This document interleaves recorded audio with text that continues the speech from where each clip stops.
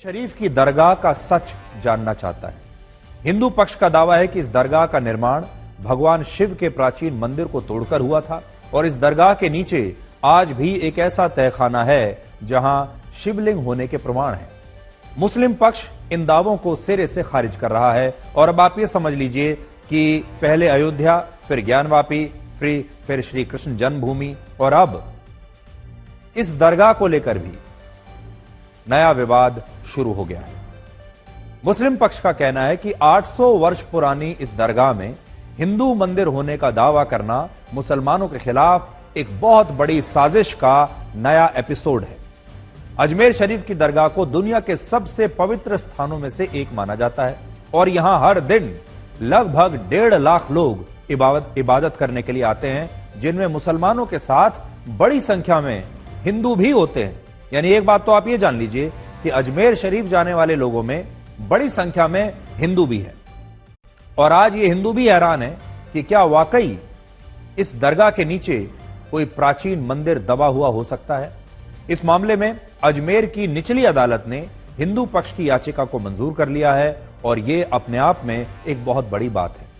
इसका मतलब यह है कि अदालत ने इस याचिका में प्रस्तुत किए गए साक्ष्यों के आधार पर इस मामले को सुनवाई के लिए योग्य माना है और अब यह एक कानूनी सवाल बन गया है, कानूनी मुद्दा बन गया है कि अजमेर शरीफ में दरगाह है या अजमेर शरीफ में एक मंदिर है। कोर्ट ने इस मामले में 3 पक्षों को नोटिस जारी किया है। इनमें एक पक्ष है भारत सरकार का अल्पसंख्यक मंत्रालय, दूसरा है अजमेर शरीफ की दरगाह कमेटी और तीसरा है आर्कियोलॉजिकल सर्वे ऑफ इंडिया यानी ASI। इन सभी को अब अजमेर की अदालत में आकर यह बताना होगा कि वो इस विवाद पर क्या सोचते हैं और उनका पक्ष क्या है।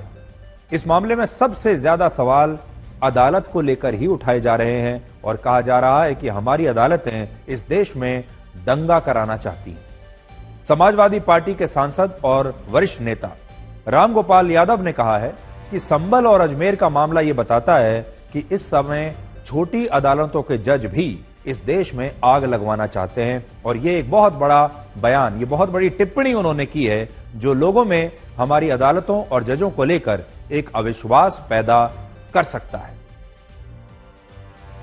इस तरह के जजेस भी, छोटे छोटे जजेस बैठे हुए हैं जो इस देश में आग लगवाना चाहते हैं। कोई मतलब नहीं है। अजमेर शरीफ पर हमारे प्रधानमंत्री स्वयं चद्दर भिजवाते हैं, सारे देश के लोग, दुनिया भर के लोग आते हैं वहाँ। अब उसको विवादों में डालना बहुत ही घृणित और ओछी मानसिकता का प्रतीक है। और ये यही नहीं, ये सत्ता में बने रहने के लिए बीजेपी समर्थित लोग कुछ भी कर सकते हैं। असदुद्दीन ओवैसी ने भी अदालत के इस फैसले पर सवाल उठाए हैं और कहा है कि अगर मुसलमान भी हिंदू मंदिरों के नीचे मस्जिदों को ढूंढने लगे तो फिर सोचिए देश में क्या होगा। दिल्ली से लॉयर्स को लाकर आपने ये केस डाला है और आप 800 साल से दरगाह है, उसको बोल रहे दरगाह नहीं है, तो फिर क्या होगा फिर देश में? क्या कोई खामोश बैठ जाएगा? अब कल कोई मुसलमान जाके बोलेगा नहीं ये वर्शिप की जगह नहीं है, किसी और की, मेरी है। देश चलेगा तो संविधान से चलेगा, रूल ऑफ लॉ से चलेगा, लॉ एंड ऑर्डर मेंटेन होगा नहीं होगा, ये सब चीजें हैं। इसको तो नरेंद्र मोदी को डायरेक्टली जवाब देना पड़ेगा देश को। तो अब देखिए, हमारे देश के ये विपक्षी नेता शायद ये कहने की कोशिश कर रहे हैं कि निचली अदालतों में जो जज बैठे हैं वो निष्पक्ष नहीं है, वो हिंदुओं का पक्ष ले रहे हैं और इसलिए इस तरह के मामलों में हिंदू पक्ष की याचिकाएं एक के बाद एक अदालतों में मंजूर होती जा रही हैं।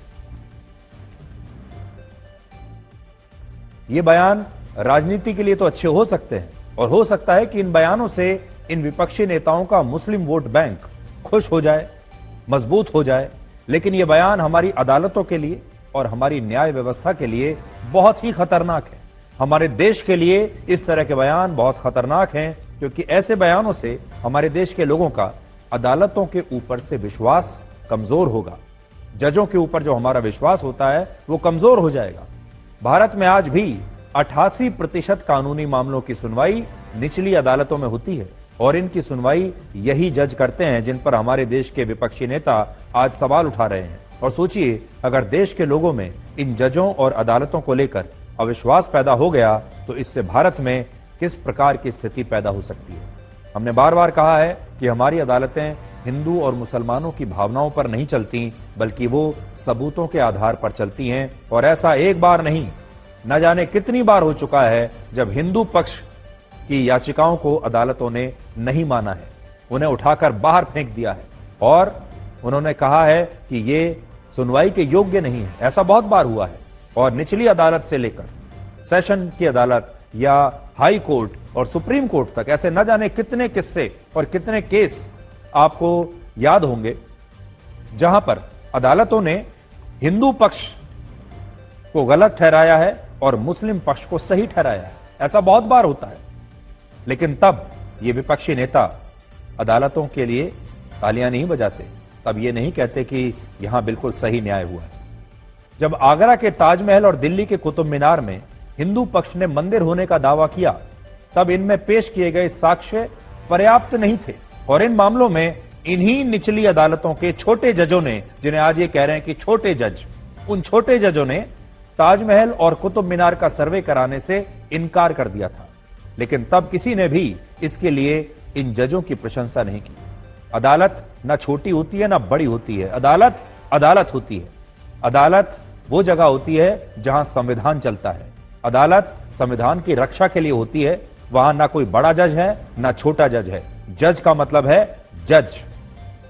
अदालत को जहां लगा कि उसे याचिका को मंजूर करना चाहिए, वहां उसने इसे स्वीकार किया और जहां कानूनन उसे यह लगा कि यह आधारहीन है, तो उसने ऐसी याचिकाओं को खारिज भी किया है। अगर अजमेर की अदालत ने इस मामले में हिंदू पक्ष की याचिका को स्वीकार किया है, तो हमें यह देखना चाहिए कि वो कौन से दस्तावेज हैं, वो कौन से साक्ष्य हैं, वो कौन से सबूत हैं जो इस मामले में हिंदू पक्ष का दावा मजबूत करते हैं। न कि हमारे देश के नेताओं को इसमें भी मुस्लिम पुतुष्टिकरण का मौका ढूंढना चाहिए। दूसरी बात यह है कि ये सारे वही नेता हैं जो अयोध्या में राम मंदिर के निर्माण का विरोध करते आए हैं, जबकि राम मंदिर का निर्माण सुप्रीम कोर्ट के आदेश पर हुआ। आज हमारा सवाल यह है कि क्या राम गोपाल यादव सुप्रीम कोर्ट के लिए भी वही बात कहेंगे जो उन्होंने अजमेर की निचली अदालत के लिए कही? क्योंकि राम मंदिर को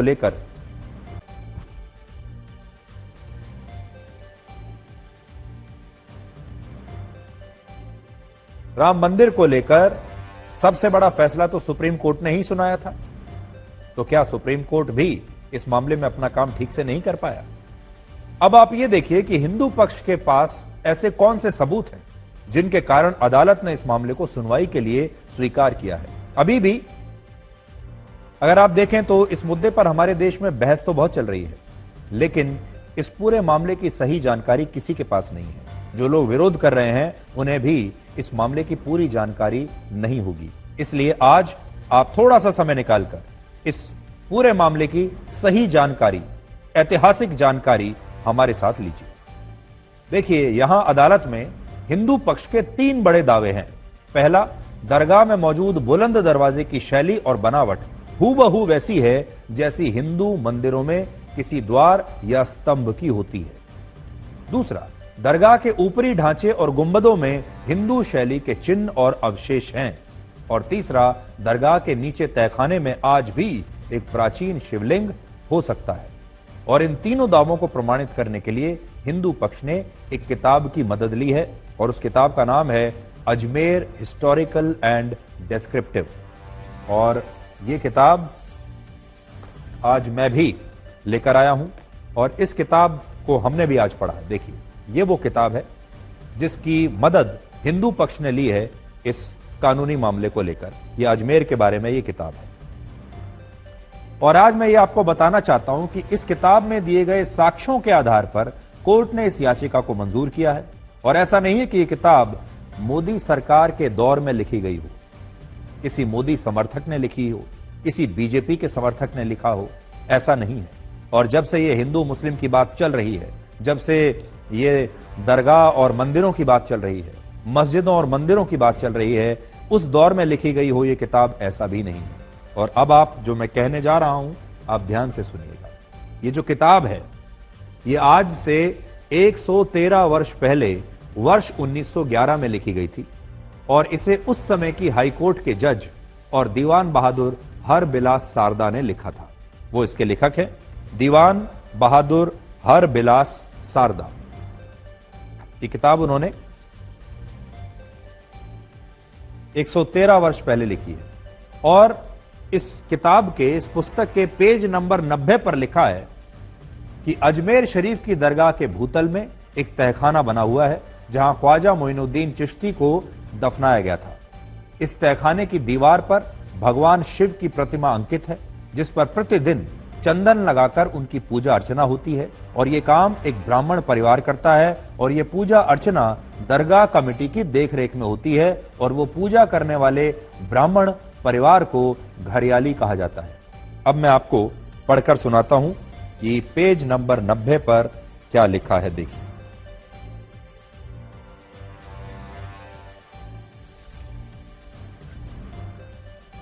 अंग्रेजी में अगर हम कहें, tradition says that inside the cellar is the image of Mahadeva in temple on which sandal used to be placed every day by a Brahman whose family is still maintained by the dargah as घरियाली। इसका हिंदी में अर्थ है, यहां एक भूमिगत मार्ग है जो तहखाने की ओर जाता है। इसी तहखाने में ख्वाजा चिश्ती को दफनाया गया था और परंपराओं के मुताबिक इस तहखाने के अंदर दीवार पर महादेव की प्रतिमा अंकित है जिस पर हर दिन एक ब्राह्मण परिवार द्वारा चंदन लगाया जाता है और इस परिवार को अब भी दरगाह द्वारा घरियाली के रूप में रखा जाता है। ये इस किताब में लिखा है। तो इस दरगाह में एक तहखाना है, उस तहखाने में ख्वाजा चिश्ती को दफनाया गया है और उस तहखाने में एक दीवार है जिस पर महादेव की प्रतिमा अंकित है, ऐसा इस किताब में लिखा है। और उस प्रतिमा के सामने, उस प्रतिमा पर हर दिन एक ब्राह्मण चंदन लगाता है, यानी उसकी पूजा भी की जाती है और यह अभी भी होता है। इन बातों से ऐसा लगता है कि वर्ष 1911 में जब हर बिलास सारदा ने यह पुस्तक लिखी तब तक अजमेर शरीफ की दरगाह में एक ब्राह्मण परिवार मुस्लिम पक्ष की सहमति से पूजा पाठ कर रहा था। 1911 की मैं बात बता रहा हूं, यानी 1911 तक इस दरगाह में एक ब्राह्मण बाकायदा पूजा पाठ कर रहा था, चंदन लगा रहा था महादेव की प्रतिमा पर। लेकिन बाद में यह प्रक्रिया रुक गई और यह विवाद इतिहास में और इन्हीं किताबों में कहीं खो गया। आज बड़ा सवाल यह है कि अगर 1911 तक जब यह पुस्तक लिखी गई है, अगर 1911 तक ठीक उसी जगह जहां ख्वाजा चिश्ती को दफनाया गया था, उसी स्थान पर महादेव की प्रतिमा की पूजा हो रही थी, वहां पर एक ब्राह्मण आकर चंदन लगाता था, तो बाद में यह पूजा क्यों रुकी? और उस समय अगर यह पूजा होती थी तो क्यों होती थी? इसकी इजाजत खुद दरगाह का जो मैनेजमेंट है उसी ने दी थी। इसी पुस्तक के पेज नंबर 89 पर लिखा है कि बुलंद दरवाजा और दरगाह के अंदर के परिसर के बीच में जो स्थान है वहां भूतल में कुछ कक्ष बने हुए जो किसी हिंदू मंदिर का हिस्सा हैं और इन्हें अब भी नष्ट नहीं किया गया है। इसी में आगे लिखा है कि यह भी संभव है कि यह पूरी दरगाह ही किसी हिंदू मंदिर को तोड़कर बनाई गई हो, क्योंकि जब मुस्लिम आक्रमणकारी भारत आए थे तब वो यही करते थे। वो या तो मंदिर को तोड़कर उस पर मस्जिद और मकबरे बनवा देते थे या मंदिर के ढांचे से ही मस्जिद बनवाते थे। अब देखिए क्या लिखा है इसमें। द कोर्टयार्ड बिटवीन द बुलंद दरवाजा and inner courtyard covers underneath it sellers of old Hindu temples of which many rooms remain intact. In fact, the whole of the dargah appears to have been built, as was usual in the times of early Musalman rulers, on the ruins of old Hindu temples, partly by converting and partly by adding to the structures already existing. इसका हिंदी में क्या मतलब है? बुलंद दरवाजा और दरगाह के अंदर के परिसर के बीच जो स्थान है उसके नीचे पुराने हिंदू मंदिरों के तहखाने हैं जिनमें से कई कमरे आज भी बचे हुए हैं, इन्हें नष्ट नहीं किया गया है। ऐसा प्रतीत होता है कि पूरी दरगाह किसी हिंदू मंदिर पर बनाई गई है, जैसा कि शुरुआती मुस्लिम शासकों के दौर में सामान्य बात थी। उस समय पुराने हिंदू मंदिरों को तोड़कर या आंशिक रूप से मस्जिदों और मरबों में परिवर्तन करके उनका निर्माण होता था, ऐसा इस किताब में लिखा है। 113 वर्ष पुरानी ये किताब है, आज की किताब नहीं। आज हम आपको अजमेर के बारे में एक ऐसी बात भी बताएंगे जिसके साथ हमारे इतिहासकारों ने न्याय नहीं किया। क्या आप जानते हैं कि भारत में 6ठी शताब्दी में चौहान साम्राज्य की शुरुआत आज के इसी अजमेर शहर से हुई थी। उस समय अजमेर को अजय मेरू कहा जाता था। अजमेर का नाम था अजय मेरू और यह नाम अजमेर के महाराजा अजय राज चौहान ने दिया था। यह अजय मेरू बाद में अजमेर बन गया। चौहान साम्राज्य के शासन में कई मुस्लिम आक्रमणकारी भारत आए और उनका एक ही सपना था कि एक ना एक दिन उन्हें अजमेर पर कब्जा करना है। वो इस बात को जानते थे कि अगर उन्हें अजमेर पर विजय मिल गई तो चौहान साम्राज्य खत्म हो जाएगा और उत्तर भारत के एक बहुत बड़े भूभाग पर मुस्लिम आक्रमणकारी राज करेंगे। 11वीं शताब्दी तक बहुत सारे युद्ध हुए जिनमें सिंह राजा चौहान ने कई मुस्लिम आक्रांताओं को इन युद्धों में हराया और ये आक्रमणकारी चाहकर भी अजमेर को जीत नहीं पाए। 12वीं शताब्दी में जब चौहान साम्राज्य का नेतृत्व पृथ्वीराज चौहान के पास आया तब मोहम्मद गौरी ने उनके खिलाफ तराइन का पहला युद्ध लड़ा। यह आपने इतिहास में पढ़ा होगा। मोहम्मद गौरी जिस फौज के साथ पृथ्वीराज चौहान को हराने के लिए भारत आया था, उसी फौज में ख्वाजा मोइनुद्दीन भी थे जो बाद में ख्वाजा मोइनुद्दीन चिश्ती बने और आज अजमेर की दरगाह में उन्हीं की मजार बनी हुई है। अजमेर की दरगाह उन्हीं के नाम पर जानी जाती है। वो भारत में जिहाद का सपना देखने वाले मोहम्मद गौरी के साथ वर्ष 1190 में आए थे और मोहम्मद गौरी हिंदुओं से बहुत नफरत करता था। तराइन की पहली लड़ाई में जब मोहम्मद गौरी पृथ्वीराज चौहान को हराने में नाकाम रहा और उसे भारत से वापस लौटना पड़ा, तब ख्वाजा मोइनुद्दीन चिश्ती मोहम्मद गौरी के साथ भारत को छोड़कर वापस नहीं गए। यानी मोहम्मद गौरी तो वापस चला गया हारने के बाद, लेकिन ख्वाजा मोइनुद्दीन चिश्ती यहीं रुक गए और उन्होंने यहीं भारत में रुकने का फैसला किया और वो भारत में इस्लाम धर्म का प्रचार प्रसार करने लगे और लोगों को इस्लाम धर्म के बारे में बताकर वो गरीबों की मदद करते थे। वो पहले दिल्ली में रहे और बाद में वो दिल्ली से अजमेर चले गए।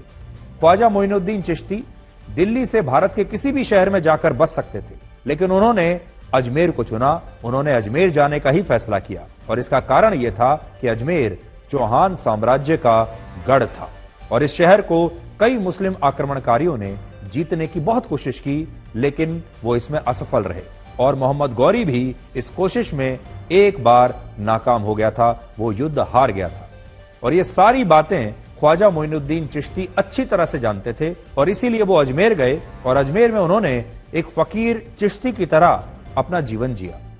चिश्ती सूफी संत होते हैं जिनकी विचारधारा से बहुत नर्म होते हैं और कट्टर पंथ का समर्थन वो नहीं करते हैं और ख्वाजा मोइनुद्दीन चिश्ती भी एक ऐसे ही सूफी संत थे जो बिल्कुल भी कट्टर नहीं थे। उनकी विचारधारा कट्टर नहीं थी।